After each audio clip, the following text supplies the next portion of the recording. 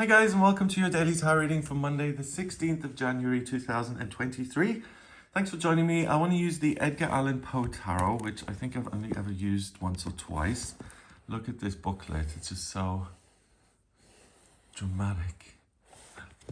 So let me show you some of these cards, and by the way, the guidebook is like, it's really thick. So if you're learning the tarot, and you're a visual learner, like with all these images here, this might be a good deck to get. Although I'm a big believer that learning the original Rider-Waite deck is really the key to uncovering most other decks. So if you do start to learn the tarot, my recommendation would be the Radiant Rider-Waite deck. Look how beautiful that is, wow.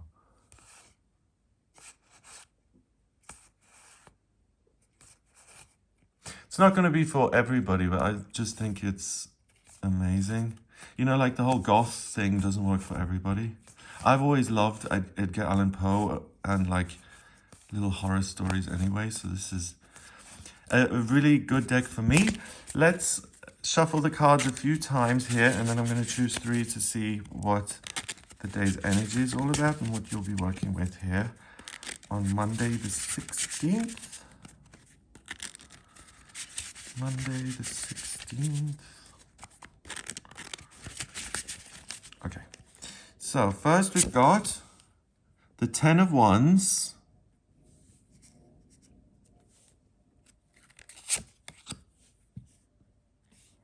the Empress,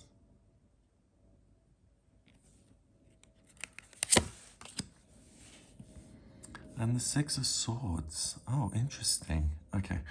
So the 10 of Wands is usually a card that shows someone carrying a great burden. The Suit of Wands is fire, and it has to do with life, passion, and purpose, and doing things that you enjoy and that you're triumphant in. And by the time you get to the 10th card, it's got too much. You've got your focus all over the place, and you're getting very little done because you're kind of spread too thin. And the main thing is about let go of the burden, kind of choose again, focus 1 or 2 things at most, and then start doing your passion in a way that doesn't feel so burdensome and so exhausting, right? In this case, it's much different. So we've got these. First of all, I get the sense that these guys are ganging up on him, and they've tied him to this thing and thrown him in the water. So that may be a possibility, that you feel like other people are against you. Then each one is holding a wand here. No one is overly burdened.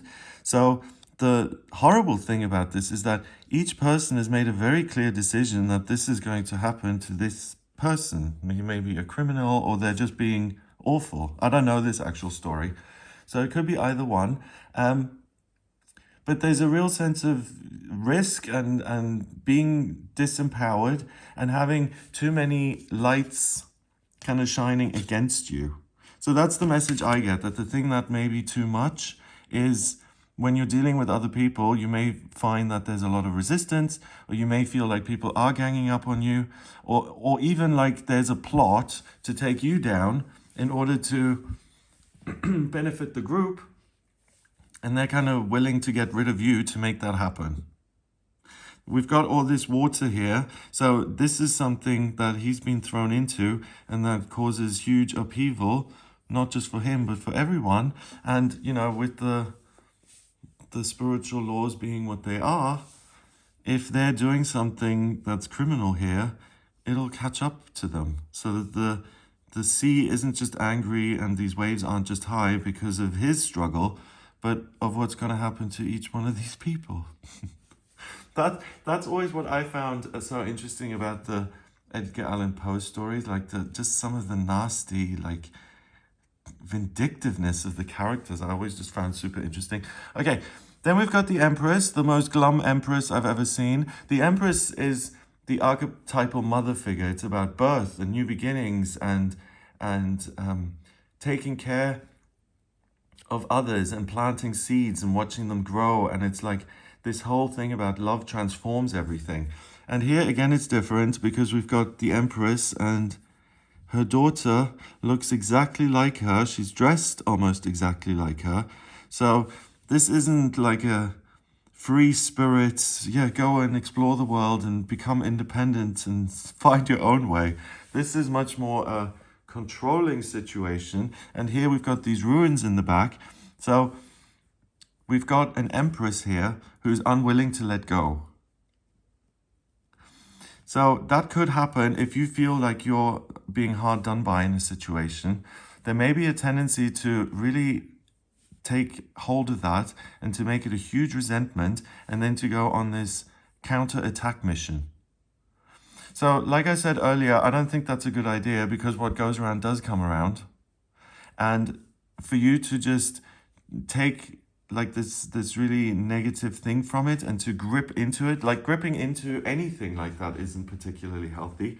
But so something that you don't like, you then chew over again and again and again, and it will just push you into actions which you then either regret or they cause you more pain, and the whole thing is just not a good idea. In the back here, we have the symbol for Venus and we have the moons. So Venus is love, beauty, and creativity. The moon is your emotions. And even though we've got all these plants on, it kind of looks like a ruin to me, but it isn't really. It's a mausoleum, isn't it? And it's got some things growing on it. So it's the love of the family. It's the quality of being nurturing and loving. That's a virtue, right? That's put at the very top. That's something that is aimed for via this card. Whether it's actually being expressed, that's where I have my doubts. So that to me says, you know, if you feel like there's some sort of injustice or you're being wrongfully accused or something, the other thing to know to that, rather than to immediately launch into attack mode, is to say, well, maybe this person isn't expressing what they feel correctly. Or maybe they've got the wrong end of the stick and they're doing something because they've been misinformed. So I'm not saying let people off the hook and let them mistreat you. But what I am getting is that if something negative does happen or you feel hurt or something like that, it's not always immediately deliberate. It may be the context or other circumstances which have caused this situation. It doesn't lessen the shock and trauma for him, but at least the certainty that this was done deliberately, that isn't there via this card. We've also got this red star in the back here, so Mars is involved, and Mars is about ambition and drive and desire. And that is, to me, incongruous to the Empress and Venus, because it's not about controlling someone else. It's about nurturing and supporting them and loving them. So I get that there's some complication in relationships that's not necessarily deliberate, but it's not great. And it doesn't feel great. Finally, we've got the Six of Swords. The Six of Swords is a journey. And usually it's a figure who's kind of shrouded and she's kind of hiding or escaping from something. Here, there's no hiding at all. We've got these two sailors.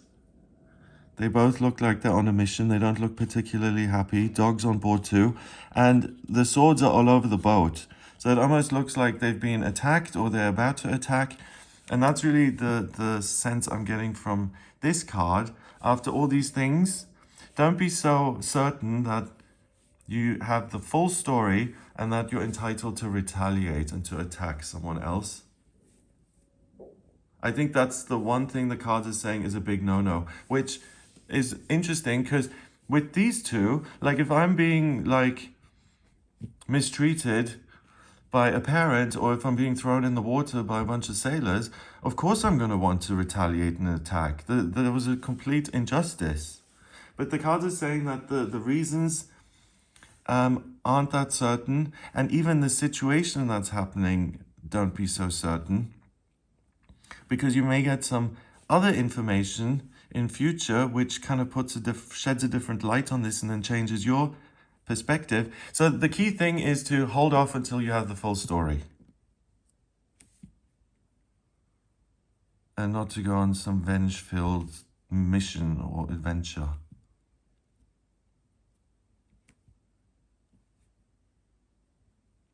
Yeah, I'm just looking over these. Okay. Right, so number-wise, we've got 10 and 3 is 13 and 6 is 19. 1 and 9 is 10 and 10 reduces to 1 in numerology, and 1 is the vibration of the pioneer, the boss, the independent operator, the person in charge. So trust yourself and don't act until you have the full story, but keep your eyes and ears open and absorb as much as you can, because I don't see that the penny drops on this day. I don't see that you get the full picture. So I think in that situation, it's best to do nothing than to take any action, particularly negative or retaliatory kind of action. Yeah. Okay, so interesting. I hope you have a great day despite all this. Let me know in the comments how you get on. If you would like a personal reading with me, please get in touch via my website. It's gregoryscott.com. On the front page, click on book your reading to audio reading with me. And if you like this video, then give it a thumbs up. Please hit subscribe and share the video online. In my personal readings, by the way, I use the tarot, astrology, and numerology.